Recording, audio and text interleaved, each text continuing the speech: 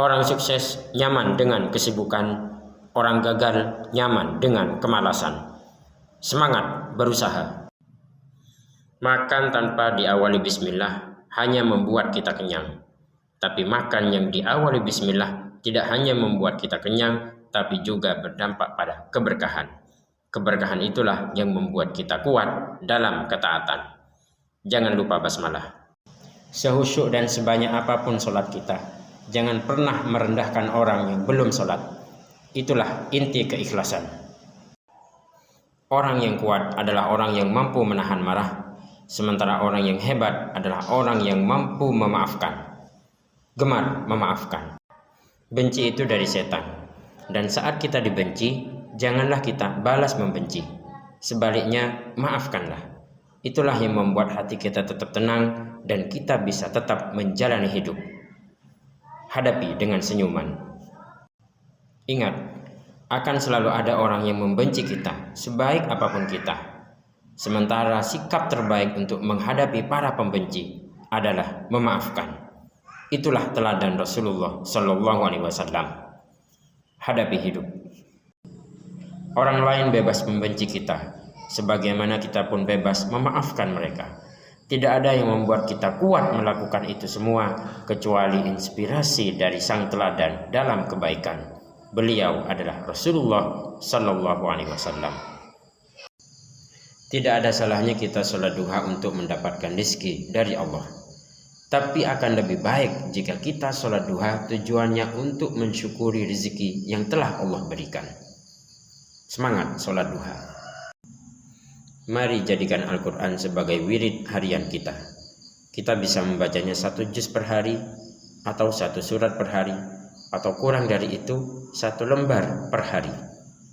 Semangat membaca Al-Quran. Sesibuk apapun, mari sempatkan membaca Al-Quran.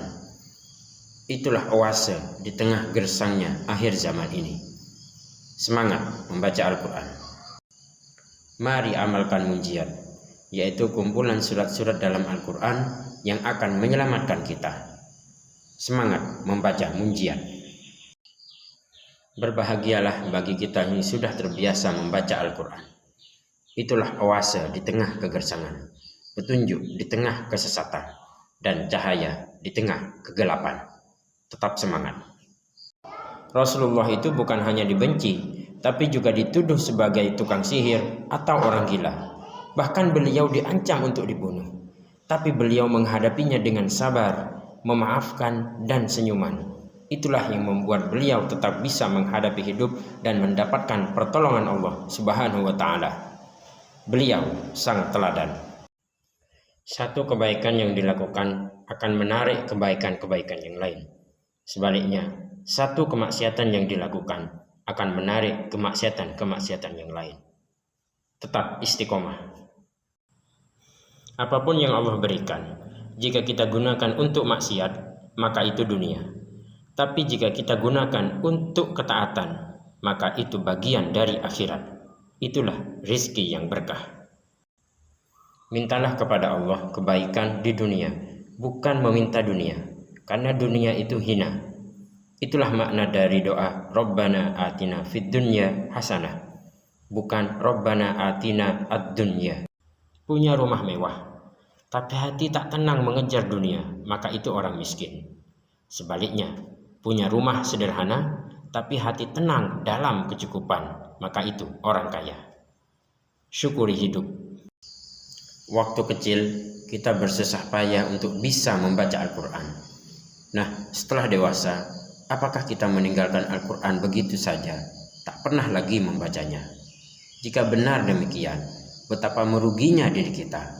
Bersusah payah, namun setelah mendapatkan, ditinggalkan. Mari semangat lagi membaca Al-Quran. Pahala membaca Al-Quran memang tidak bisa kita lihat, tapi dampaknya dapat kita rasakan. Itulah ketenangan dalam hati, kenikmatan tiada tara, melebihi dari semua nikmat duniawi.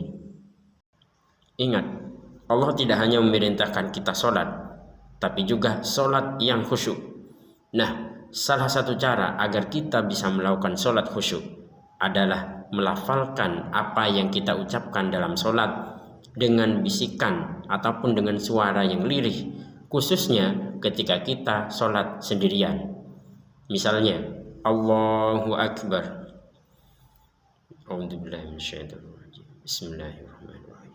Alhamdulillah. Ar-Rahmanirrahim. Maliki yaumiddin. Begitu seterusnya.